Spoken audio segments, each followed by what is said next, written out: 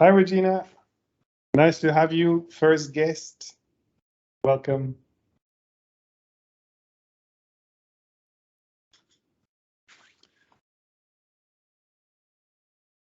Senthil. Hi, Senthil.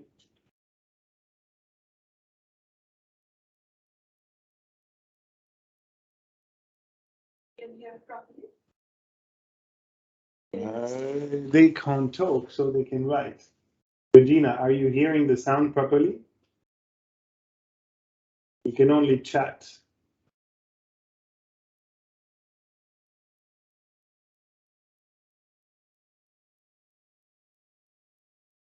Recording has started. All right.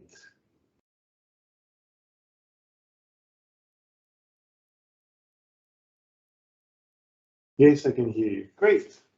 Lovely.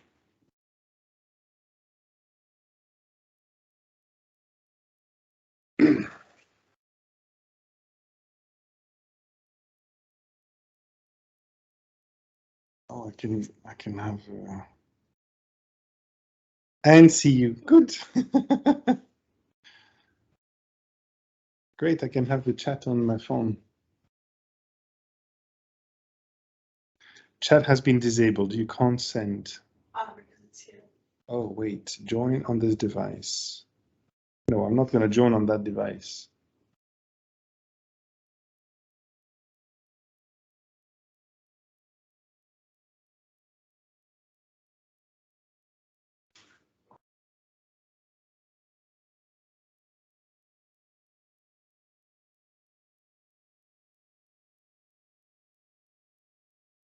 Noor. Hi, Noor. Welcome.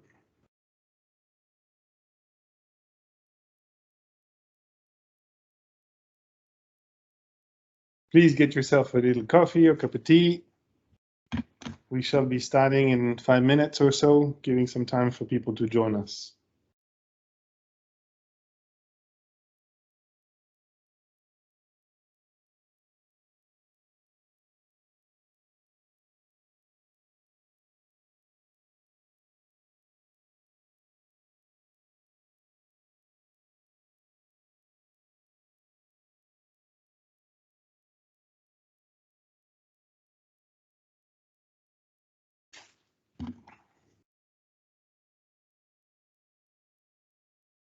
Hi, Joanna. Good to see you online. Alexander, welcome.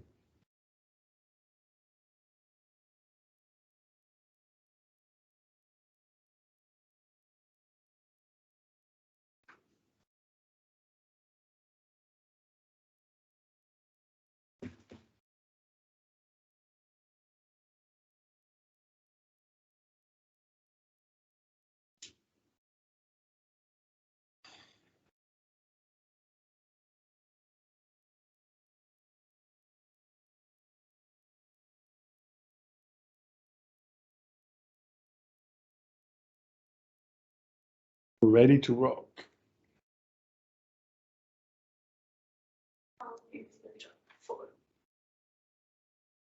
Clock is ticking.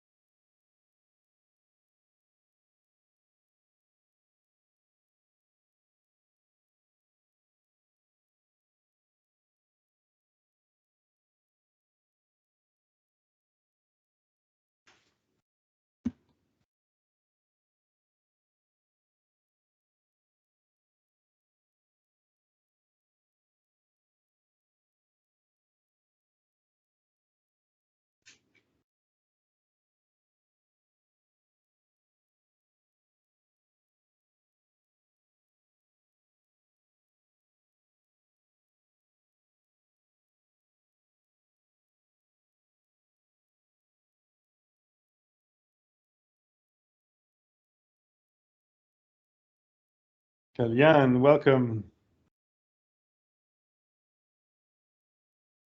Hi, Jitesh. Nice to have you.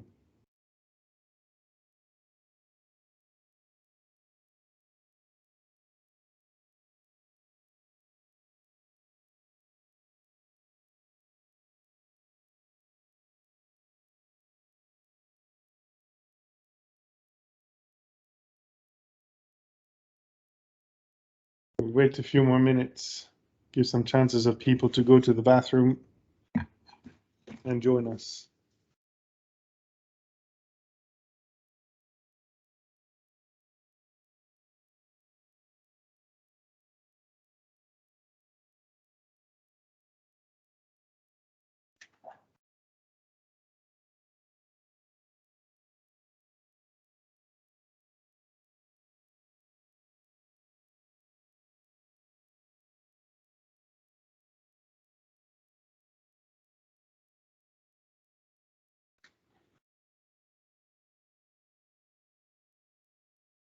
Hi, Mahnas.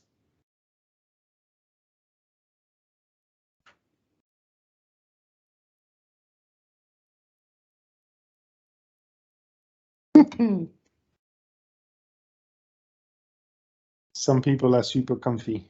Very good. Oh, it's on the big screen.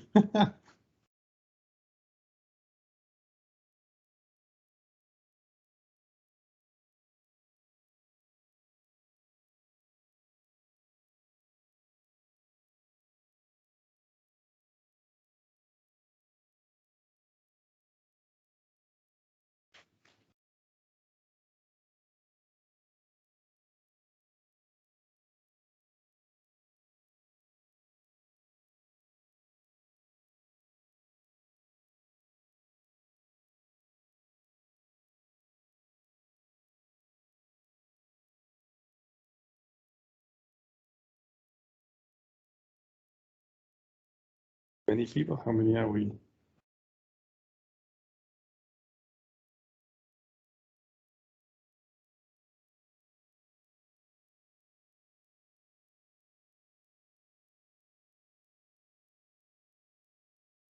Yes, Alexander, we'll start soon. Oh, there's noise. There's volume. I can hear my voice somewhere. Huh?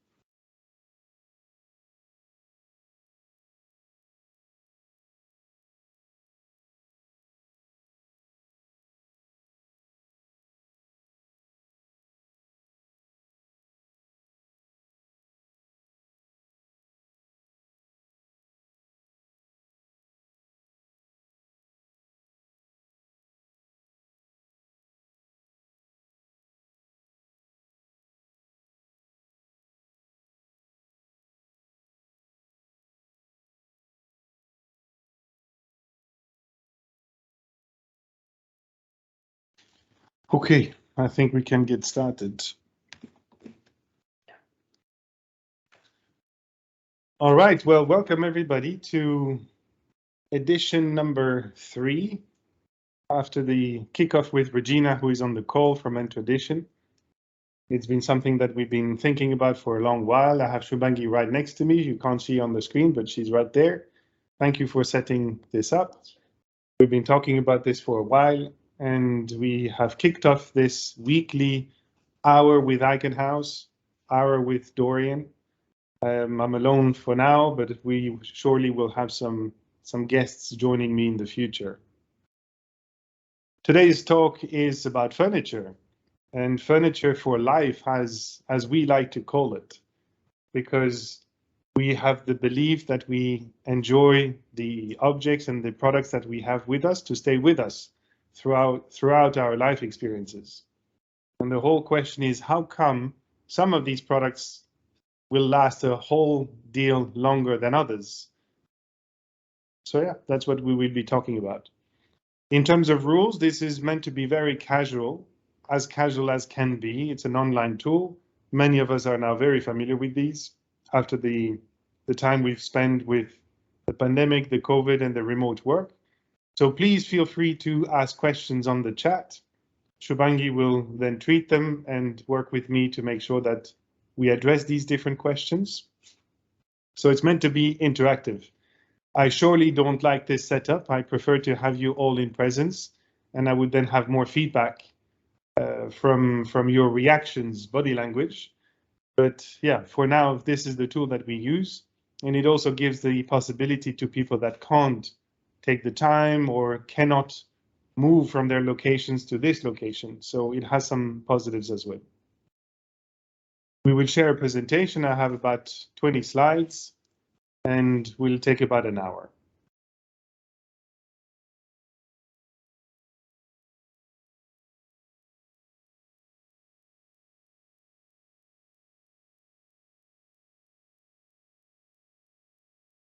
So yeah, welcome to Online Eikenhaus. Eikenhaus is active in 4 different business lines. Furniture is one of them. The second one is architectural lighting.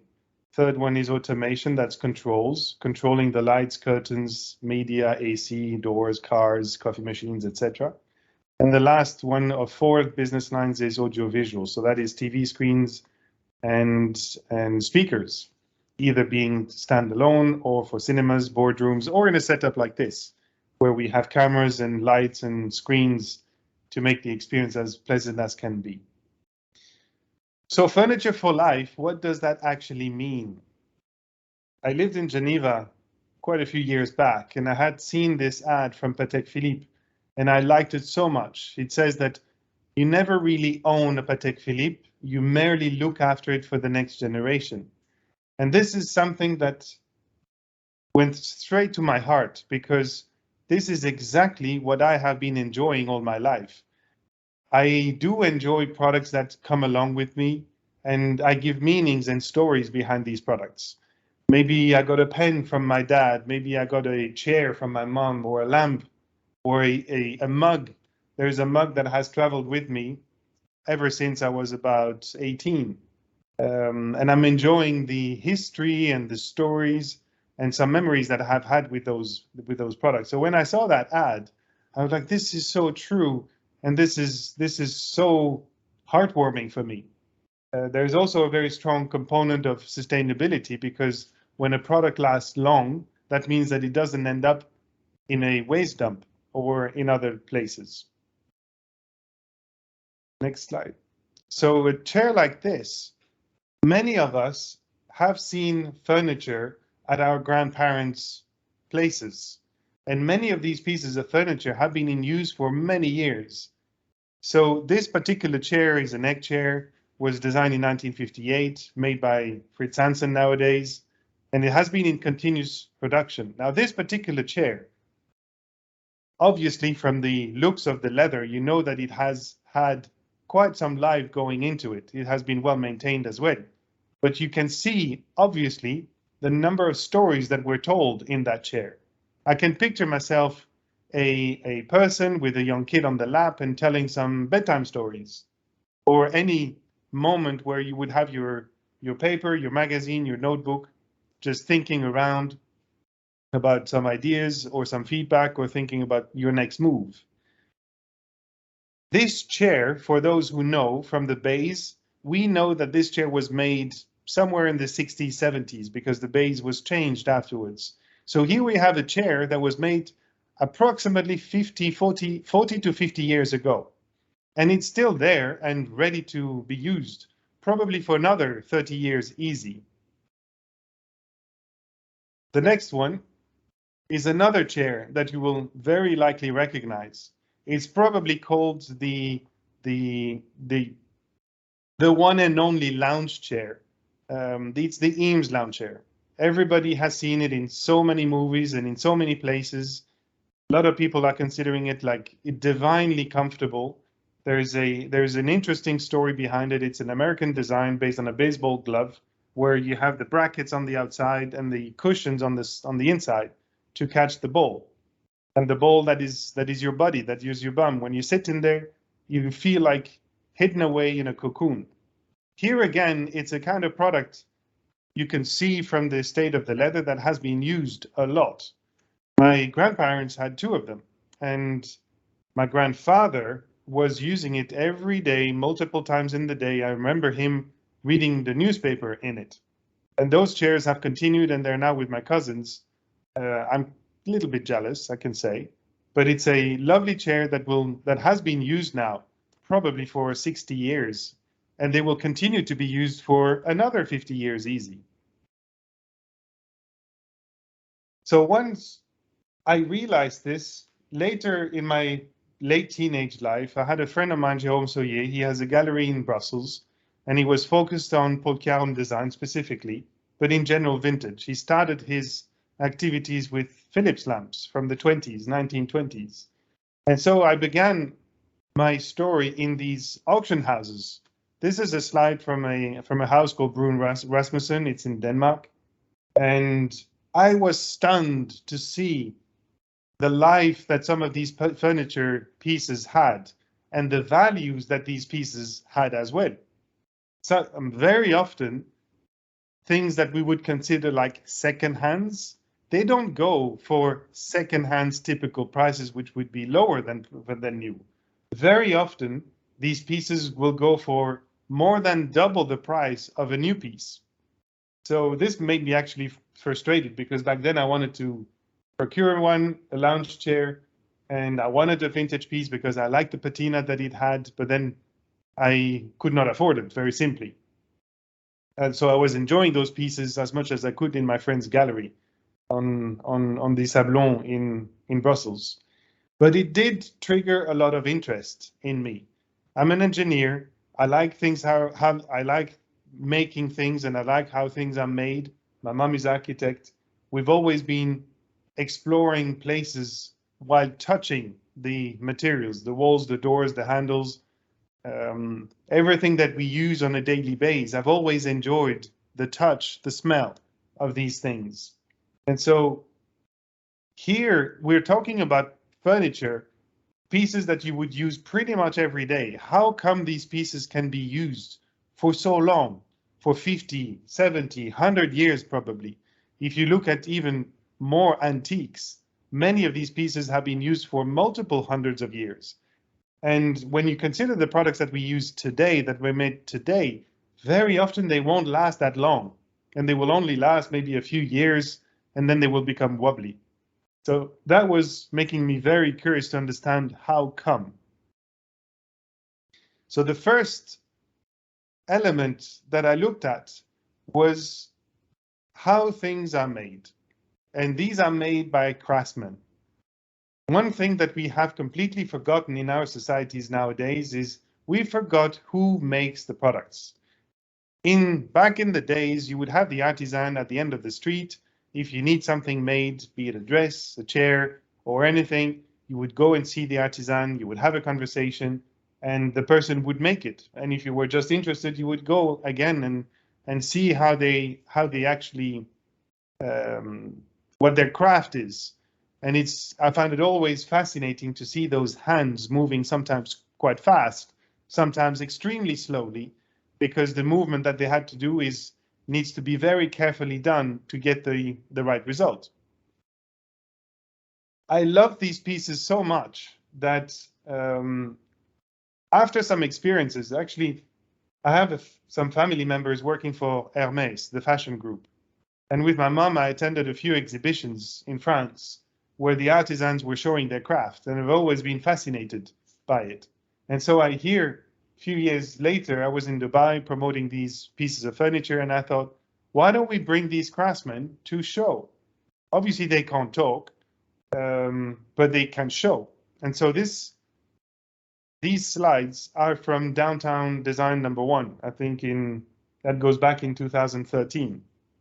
I had invited those craftsmen to come and show these pieces in Dubai, and then we were kindly invited to do that at Downtown Design.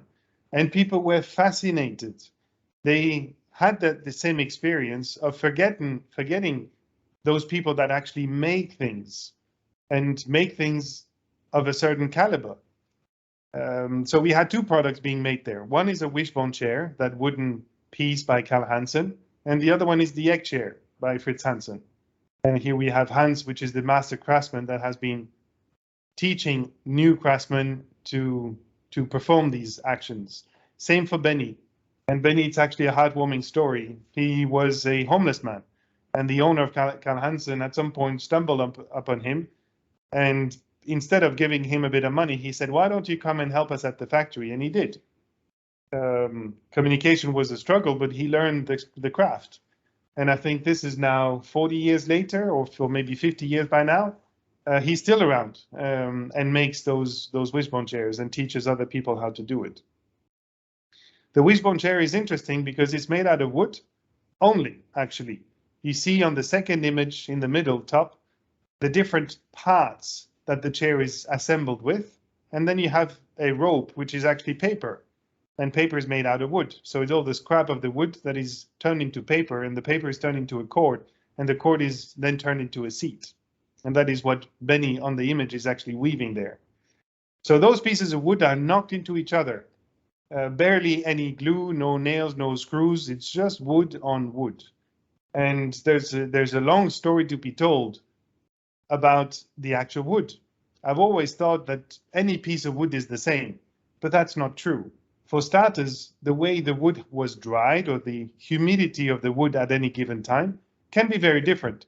So if you assemble two different pieces, if you slide them one into the other, if the humidity level is too high, like more than 50%, that will shrink as a piece of furniture over time. And over time, it would be like 6 months to a year. The problem is that if one piece becomes a little loose to the other, it will start wobbling. And as you probably, unfortunately, have experienced in some places, a wobbly chair will always wobble more. It will never go back to stiff.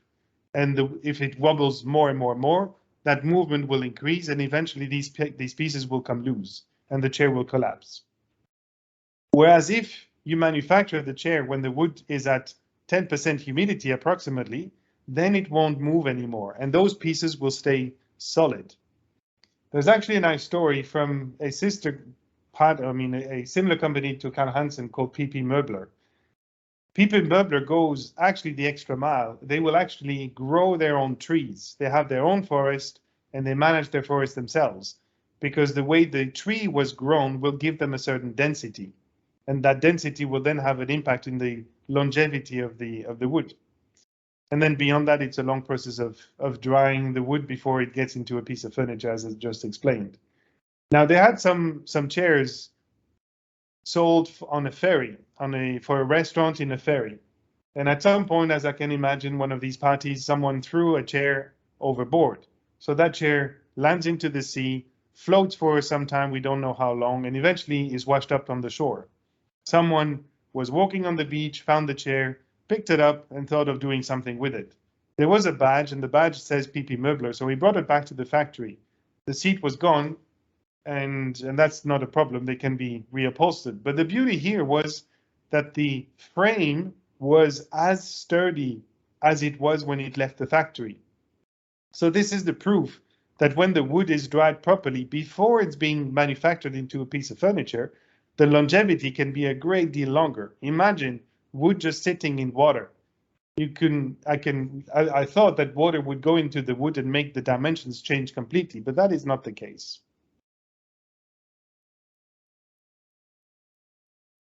So here we had on the stand the two images on the left. It's different pieces of materials. And on the right, it's me talking once again, explaining what I'm explaining now. It's a talk about materials. And on the image where I talk, there's a PK25, which is made out of two pieces. It's one piece of metal and one rope. This is Paul Kjærulf-Mathi's best. That is his end of studies work that he created, this one chair, and then his collection followed after that. And that was the epitome of minimalism. One piece of metal, one piece of rope, and you're done. The metal is actually cut out of a sheet of steel and then bent into shape. And then there is a flag halyard rope that is then used to make the seat. Now, that steel is made out of different minerals. And you will select the minerals depending on the finish that you want to have. Carbon will make it stiff, nickel will make it shiny, and then a combination of these materials will make the steel flexible without bending. You can see that there's quite a cantilever there. I can sit myself at the edge and the chair will balance nicely, giving me that flexibility and comfort, but not without a very high force will it actually bend.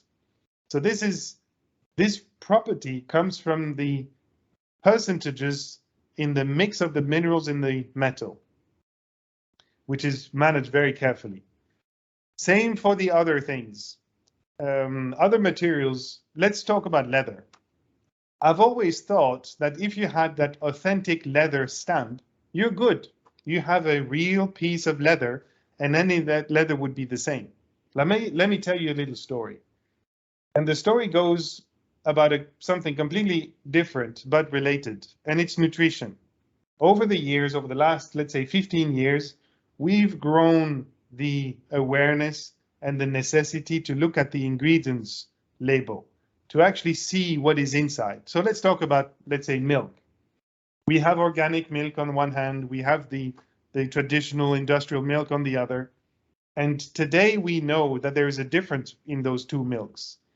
When you pour it into a glass, you won't see a different, you won't smell a different, you won't taste a different, and the texture will be exactly the same. Yet, we all know that if we drink more of the organic milk, as opposed to the industrial milk, we will eventually feel it in our stomachs because there are some elements and ingredients in there that is actually not so good for our body.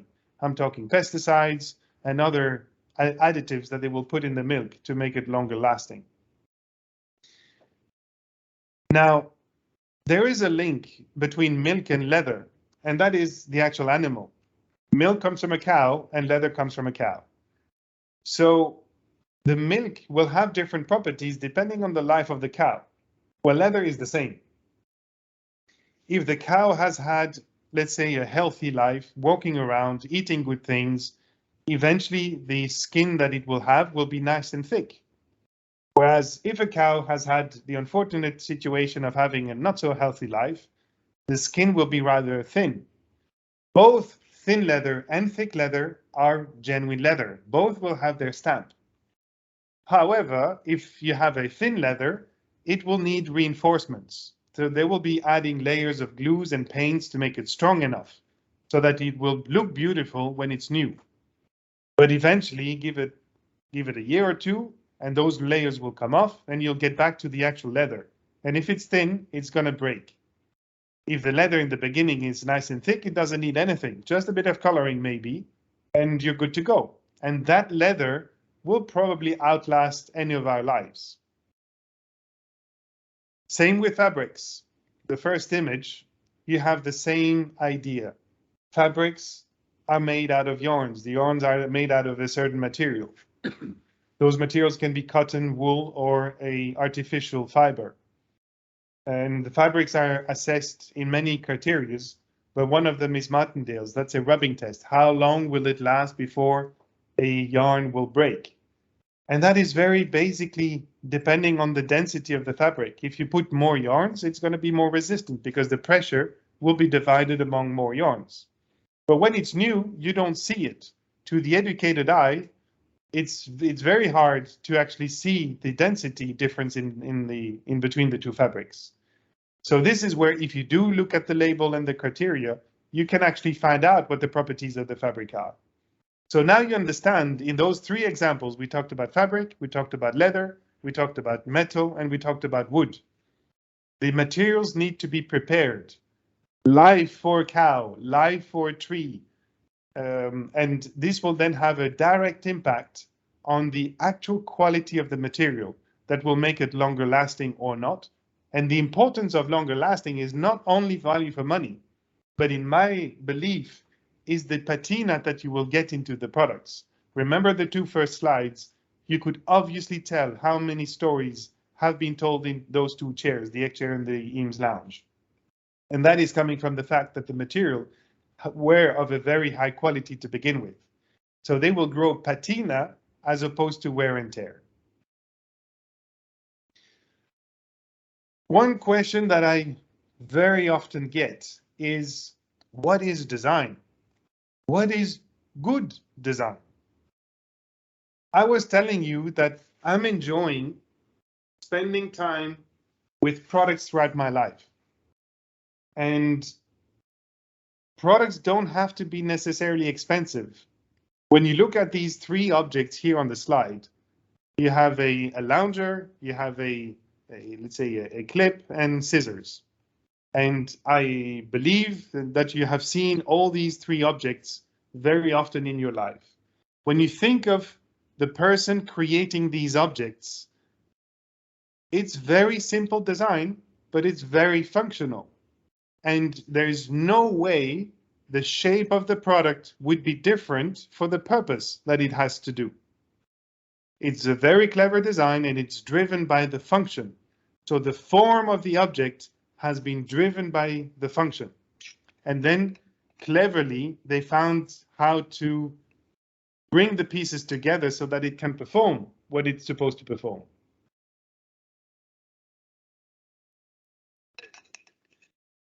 If you look around you and you think of the different objects that you're using on a daily basis or monthly basis or whatever regularly, and you think of the person that has actually drawn them and came with how to assemble pieces so that it can perform something, that is where the element of good design is to be assessed.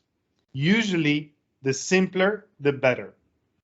Usually, when you have extra elements to make them more aesthetic, this is where usually, if it's only aesthetic, they will come apart. So form follows function means there's first something that the object needs to do, and if you look at how that object can do it best, it will dictate the shape of the product.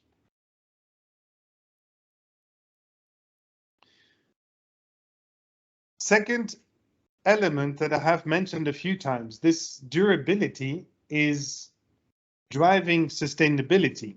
Something that is lasting longer will actually end up, if ever, maybe never, into a waste dump. There is another element, and that element is into reutilization or recycling of materials. This is a very hot topic since a couple of years now. How can we reuse materials from having been used in a certain form so we continue using them maybe in another form? A company that is known and was known for this matter since a very long time is Emeco. Emeco is an American company, and they've been manufacturing this chair called the Navy chair since the 50s. That goes back to the war. And at the time of the war, they did not have a lot of budget. This is a chair for a ship, so it had to be light.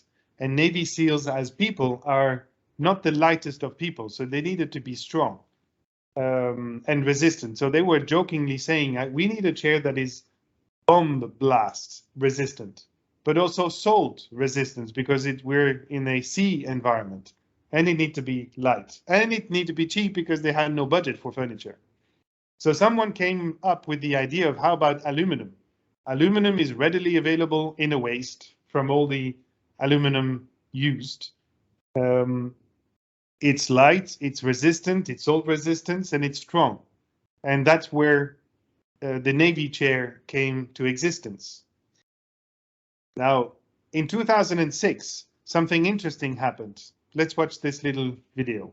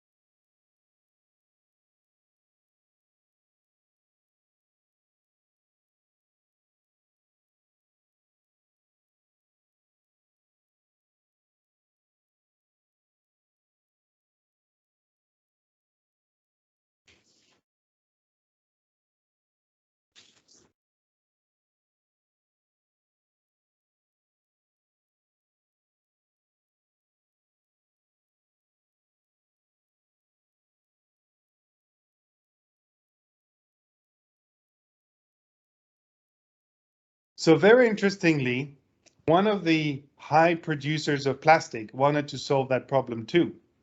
And so this is where the existence of the Coca-Cola chair came to existence. And nowadays there's more and more manufacturers that are doing exactly the same thing. Can we find some materials and turn them back into a usable product?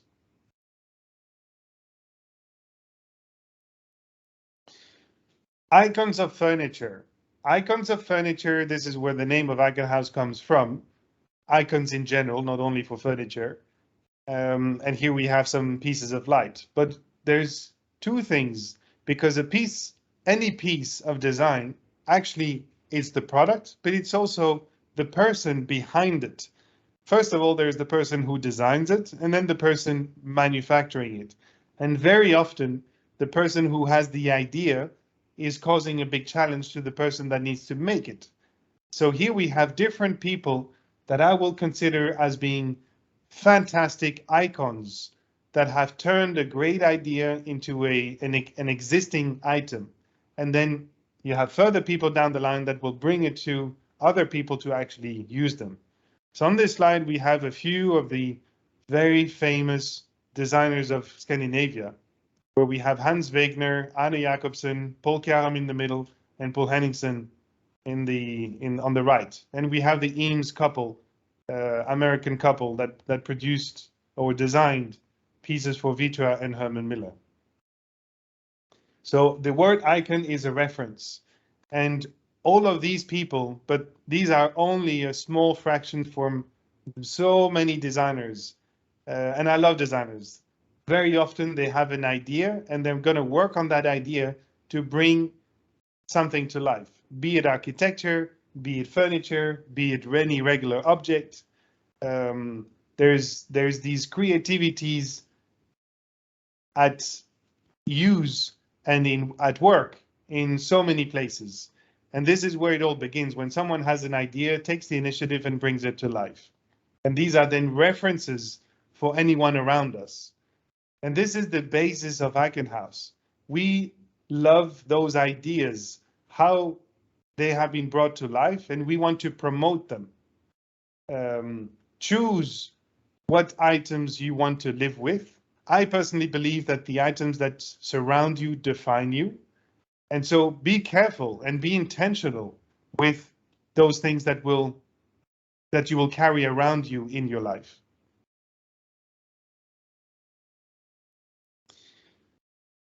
We'll talk briefly about the different brands that we work with. And these brands have been very carefully selected by my team and myself to live those values as I have been describing them. They're in no order of priority. They're probably alphabetic, but actually not Carl Hansen and then Vitra, but anyway.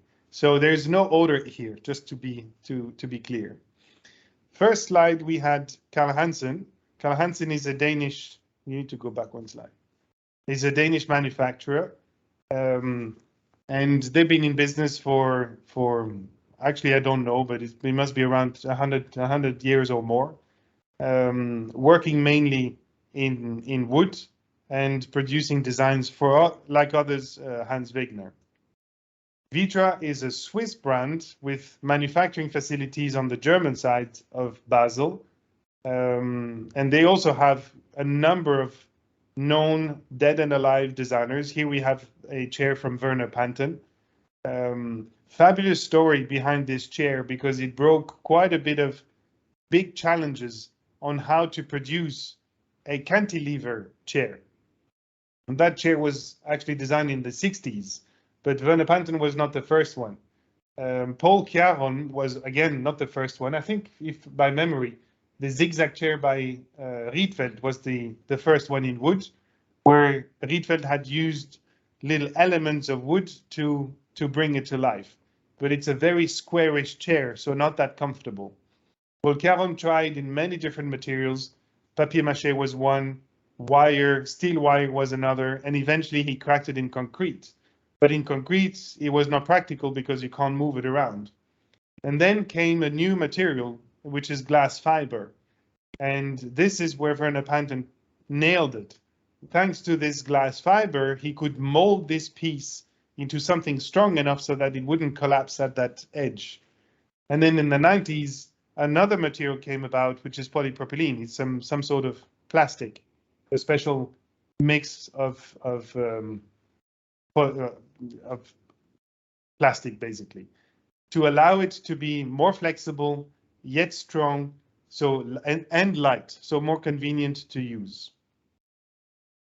Another brand we work with, which is very popular nowadays, is Gooby. It's a design house, and they have chosen a style from the 70s that has come back into popularity over the last few months, and they've been very good at setting new trends. Especially the Beetle chair was all over the place, especially in velvet. And on this picture, we have the Pasha that has warmed a lot of people's hearts. Initially, a very simple design, looks like a little piece of cloud, and it's actually very nicely comfortable. Louis Poulsen is a lighting brand. Talked about Paul Henningsen recently as one of the known designers of Denmark. They have the artichoke as one of the pieces. It's 72 leaves assembled by hand to the day of today. And by reflection of the light source inside that you can't see, it's hidden by these different leaves. It will shine light below. Werner Panton, we have the Panton lamp here. Pantella comes in different shapes and different materials. If it's a see-through material, it will actually glow. If it's a closed material, then it will only shine below. Eilersen is a Danish sofa manufacturer, and this is one of those brands that I would say, if you knew, then you'd love it. It's a question of people don't understand sofas. Sofas are made of different materials, of different layers, and there is 4 different elements that will make it aesthetically either pleasing or displeasing to anyone's preferences. First of all, you have either legs. I mean, you always have legs, but some are visible and some are not visible. If it's not visible, it makes it floating, so it makes it look lighter than what it is. The second element is layers. Some people like to see different layers because they believe that they will nicely sink in them. And some people don't like to see these layers because they find it messy. In any way, even if you have only one layer, the fabric will wrap the different layers inside. Third element is the cushions. Some people like to have different cushions. They can move them around and make their own little nest, maybe doing like a dog and turning 3 times before they would sit down. And other people hate these loose items. They would prefer to have a clean line. Both are possible. And these are just simple preferences that you need to choose. And then last but not least is the fillings. The fillings can be feathers or can be artificial fibers. The artificial fibers will be a bit firmer and the sinking experience will be different. Here again, I'll refer back to my grandparents, and like many of you probably have as well. I remember those pillows full of feathers, and when I put my head on, it feels so comfortable to nicely sink in, and then you'll have support on different parts of the body. Obviously, an element that is not in those 4 is the finish. You can have fabrics, you can have leathers, and when you look at fabrics, you have so many different textures that will give you a different experience as well. Eilersen sofas are mostly modular, so it's a question of defining how many elements to get a final shape and a final size. Next brand is Fritz Hansen, mentioned it briefly with the egg chair. It's another Danish manufacturer that has been around for about 100 years, and they have quite a few traditional designs from Arne Jacobsen, from Paul Caron, and some new designs as well, from Cecilie Mans or Jamie Hayon, etc. Big classics, you see there the Series 7 chair. Back to manufacturing processes. This kind of chair can either be molded or pressed. Molded and pressed is the same, so it's either pressed or steamed. But if you steam plywood, it's not going to be as resistant. What would happen is that these layers would glue open with too high a force. When they're pressed, it's a lot more resistant. And what would then happen if the force is just too high, it would break like a stick of wood. Interestingly and funnily, if you put this chair upside down, and which I did in the factory, I can stand on it and I can gently jump on it. It will not break. When eventually I jumped with all my force, it snapped like a piece of wood. That's how strong it is. Fredericia is also a house, a manufacturer that has been around for more than 100 years. In this picture, you have one of the chairs that I like a lot. It's called the Swoon chair. That's the one that I'm sitting in right now. And it's amazing because from a design point of view, it is just so comfortable for so many different types of bodies, short or tall. The curves will be just right, catching your arm just at the right place for this comfortable seating, lounging position. Obviously, they have classic designs as well from Boer Mogensen, pronouncing it probably wrong, and others. Montana is a storage company creating these cabinets with doors or without doors in many different colors and many different shapes. And it has a very flexible system allowing us and you to create any shape of storage element that you would dream of. And obviously there's a large number of accessories that will make those storage elements even more functional. They also have tables and other products that are very useful for home offices or offices. It's back to sustainability. It's MDF, actually extremely dense MDF, and the paint is water-based, so no harmful chemicals. And Tradition is a fairly recent design house in Denmark. Similar to Gooby, they have set some trends and have become extremely popular with some of their designs. Here we see the Fly sofa that has been very appreciated since a few years, and they keep on launching new designs that are setting trends. Flock is a Norwegian company, and you see there the Capisco office chair that has been around for, if I'm not mistaken, around 30 years. So it's been the most ergonomic chair since, which is a very long time. And it has that odd shape because of the function it has. So here we have a good example of form follows function. They wanted to create a chair on which you are always in movement. Why? Because the body is made to move. This is how a body is kept healthy. And so this is a chair that you can sit in many different positions, sideways, front, back, whatever you like. And the wheels are also interesting because it has these little pods where you can keep the front of your legs to keep your legs in such an angle that the blood is circulating nicely. Knoll is an American brand. Brouwer, the Bauhaus, very much concept is followed by them. Obviously, it's a very large brand. They were focused on office solutions, but they have Knoll Studio as well that has a number of different design pieces, like Mies van der Rohe, the Barcelona, is a very known piece. In this case, we have the tulip chair in this image. You have the Saarinen table that is extremely popular, and it's not ending. Again, it goes back to materials. The way they choose their stones for that tabletop needs to be extreme because of the very thin edge that will make the table look extremely light, but it's not. But that thin edge needs a very resistant, a very dense stone. Very interesting design there as well, with Saarinen trying to remove any foot. So it's a central pedestal, making that table look very light and floating. Next one is PP Möbler, Danish manufacturer. I mentioned them a bit earlier.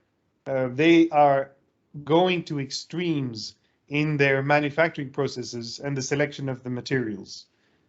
Everything is done by hand. To the day of today, I visited. It looks like a big garage, so it looks like a workshop. And they very carefully choose every piece of wood that needs to be assembled with another one, so that they will try to match them. So those pieces are of an amazing level of quality.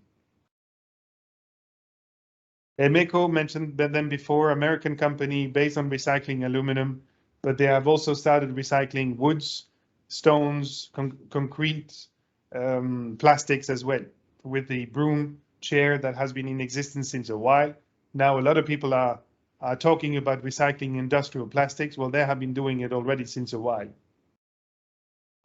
Tonnet, Austrian company, difficult story with the one company that has been split into two.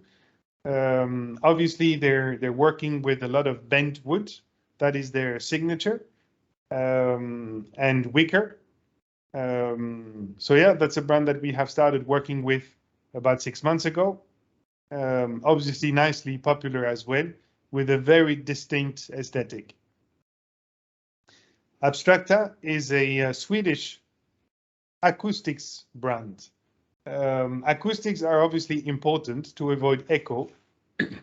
And so they're developing panels that have different acoustic properties, A, B, C, D, D being the highest. And sound is managed in 3 different ways. 1, it's absorbed by the material. 2, it's diffused by the texture. And 3, it's redirected. So if you have a profile, the wavelength of sound will be split into 2. And that's how they eventually make the sound disappear as fast as possible. They have different solutions. They are trying to make it as aesthetically as possible, as opposed to making panels that they will try to make disappear. So they're not about disappearing. They're about being seen. It's meant to be like an artistic piece, as opposed to a fit out or a wall or a ceiling piece. Norman Copenhagen, Danish design house, has been around also for a very long time. A lot of upholstered products, very functional and slightly more affordable than other brands. We've been starting working with them exclusively for the UAE and soon the region. So yeah, welcome to that brand. Firm Living, very popular brand, nature focused, very organic, large collection of accessories as well, and they're launching their own designs regularly throughout the year, with a nice focus around like unfinished edges, organic and curved shapes. Edsvin is a Swedish office furniture company.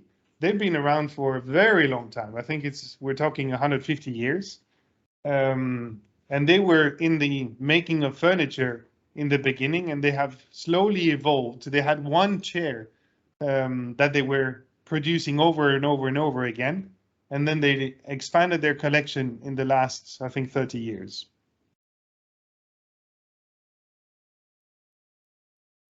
Menu, another design house, contemporary designs.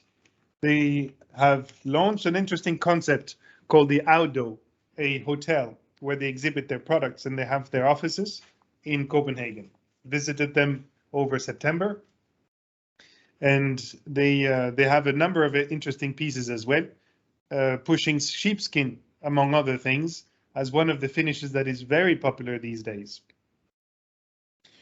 Muto, another design house from Denmark, also contemporary designs, also slightly on the more affordable side, and very minimalist in aesthetics. DK3, manufacturer of wooden tables. They have a few different pieces, only solid woods. They have started working with stones nowadays, and they are a workshop. So if we want to customize some dimensions or choose specific woods, these things are possible with them. Van Rossum, similar to DK3, it's a workshop. They used to only work with oak, solid oak, and they were known for end grain. End grain is like these butcher tops where you see the different blocks glued to each other. And that was giving these products an extreme high resistance for durability purposes. But it also gives an aesthetic. When you see those blocks, you can visually tell that it's extremely strong and robust. It's also a workshop. So here again, customization is there in their DNA, although they're developing their standard collections. They're working also with different materials. In this case, we have the Nota Bene table with some bronze details on the legs. Skyrack was just bought by Fritz Hansen. It's an outdoor furniture, Danish design furniture company with their manufacturing in the Far East.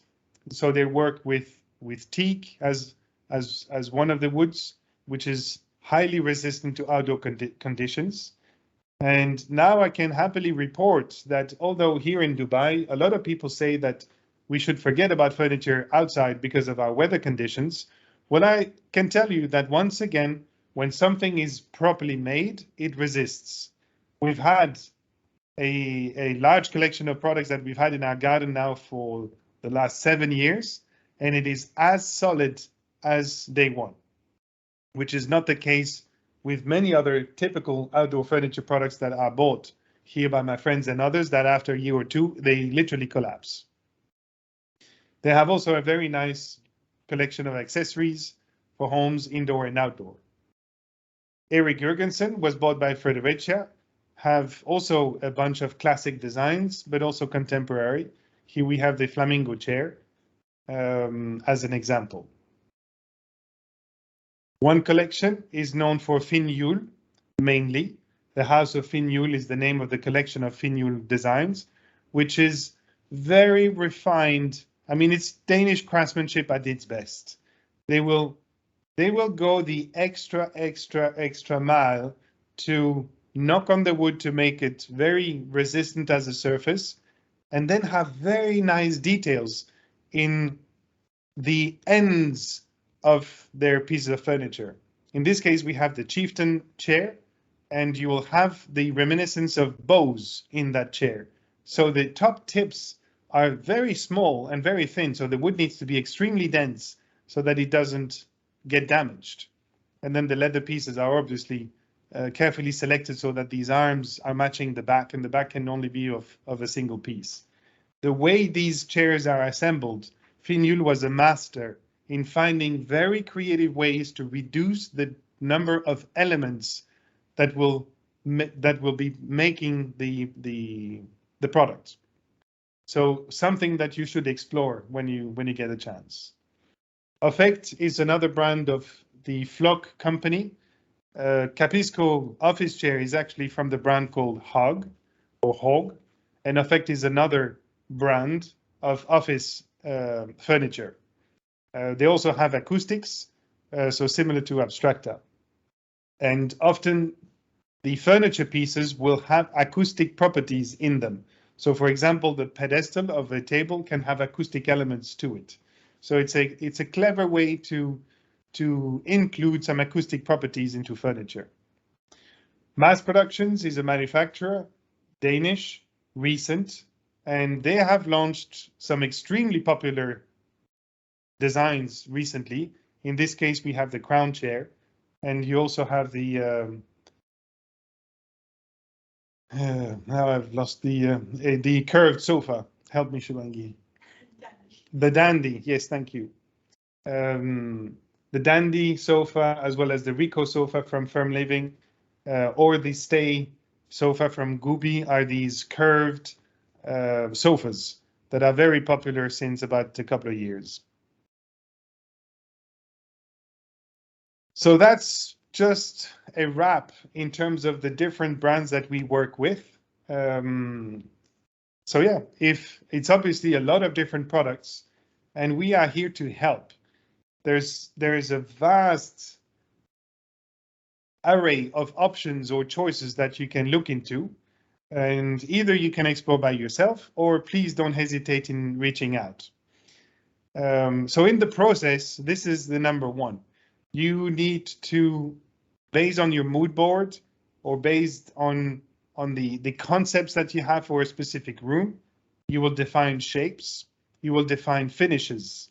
And we are here to help you. We have a large sample library where we have different collections of fabrics from different manufacturers, of textile manufacturers, but also woods, to help you see these different elements come to life, maybe in one of these trays that you would use for color palettes in your interior concepts.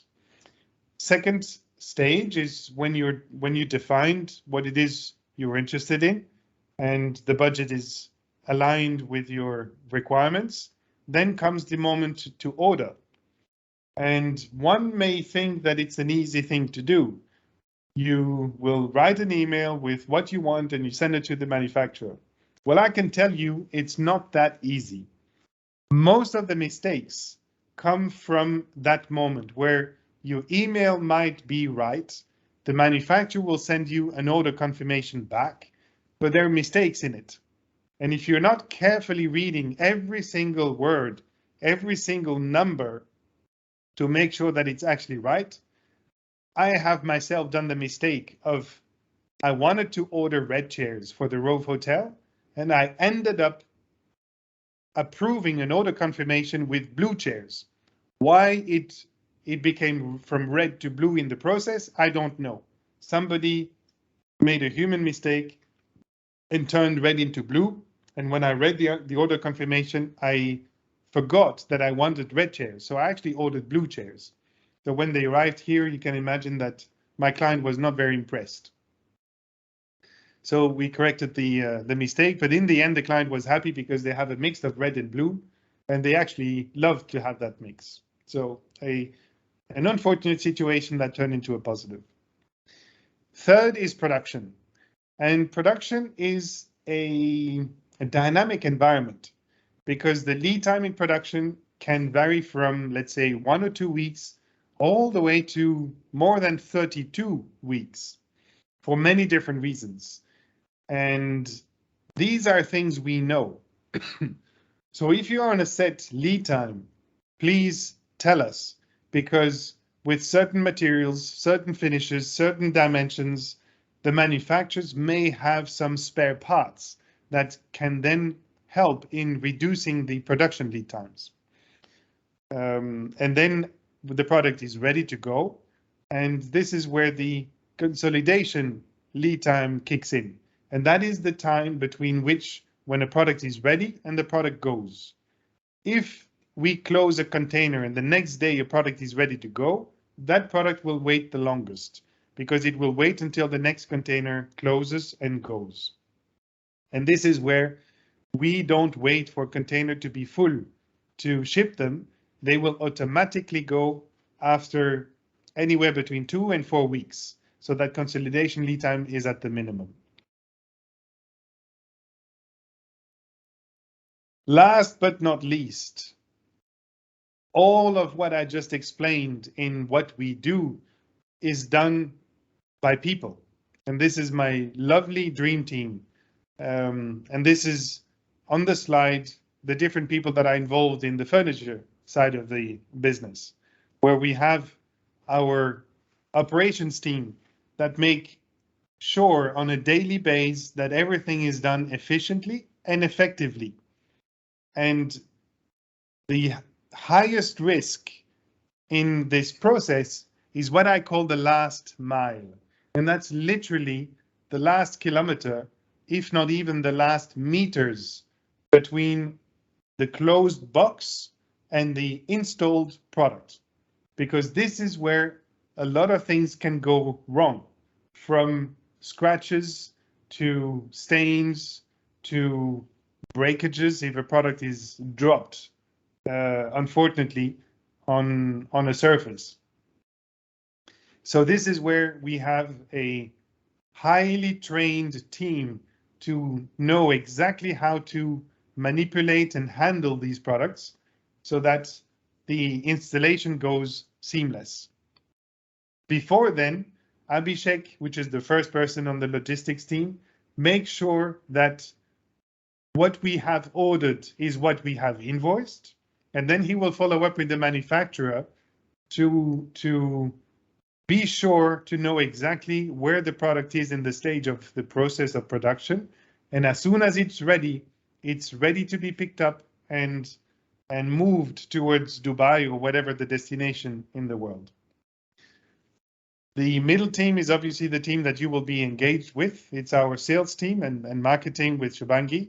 And so these are our 4 ladies that know everything there is to know about the products. And they're here to serve you. And I am there too to serve you, together with my business partner, Kalyan. So this wraps up my slides.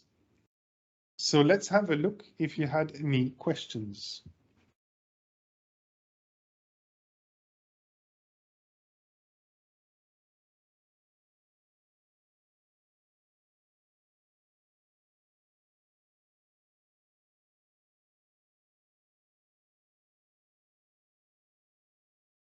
Comment of Tone is known for the Joseph Hoffman chairs, Art Nouveau and Art Deco designs. Thank you.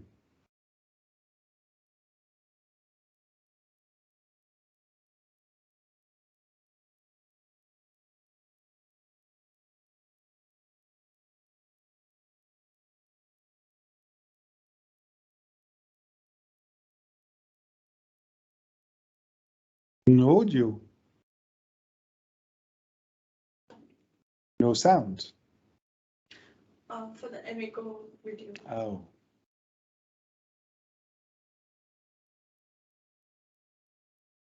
Do you have any question?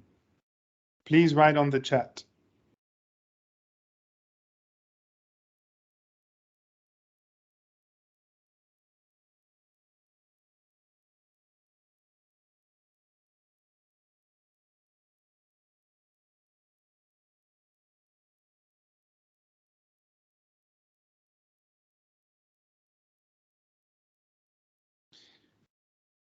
Are there brands we are considering to add to Icon House? We are very careful with this. We have obviously, every week we have people asking us. So the answer is yes, but we are very selective in the process. And as a general rule, we prefer to keep that number low so that we are truly experts in these brands. For every brand that join us, they will have their own finishes, and we want to be able to have most of the available finishes as samples readily available. Thank you, Alexander. Thank you, Regina.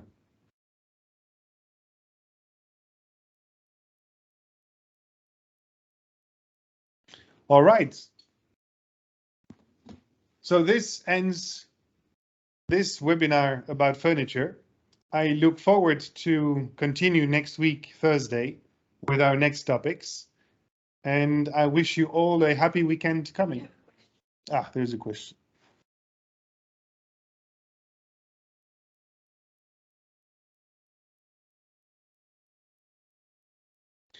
Yes, so the question is, I would like to know about sustainability projects, the recycling of plastics and or 3D printings. Is there anything that you're considering? Yes, we are, definitely. The manufacturers that all of them actually, are very aware and willing to develop their proposals in terms of sustainability. And specifically, it's a very wide word because it starts with the products in the way they're made so they can be long lasting, but then it also continues with the materials that they're made of. And nowadays there is a big push towards reutilizing existing materials. But then there's another component, which is the production facilities and the offices.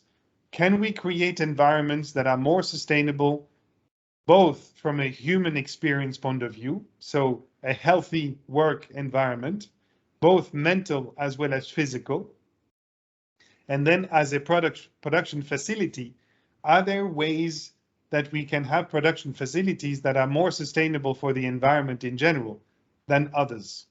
So there's major significant changes happening now, and I would say this has accelerated in the last 12 months.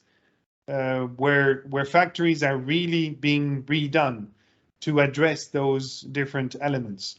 So yes, you will hear a lot more talk about products that are considered more sustainable from these three angles: how they're assembled, what they're made of, and the environment in which they were made.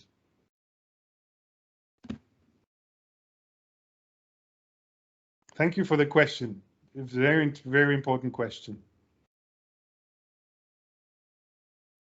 Welcome, Julie.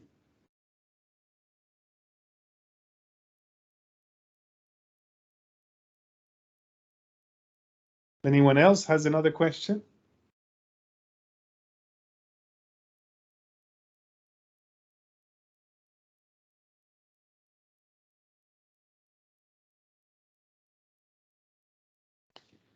Okay, so if you had any further question, my email address is dorian@iconhouse.com, DORIAN@iconhouse.com. And please reach out if you had any further comments or questions. I'll be happy to address them. Thank you very much. I wish you a lovely weekend coming up, and see you in the next one.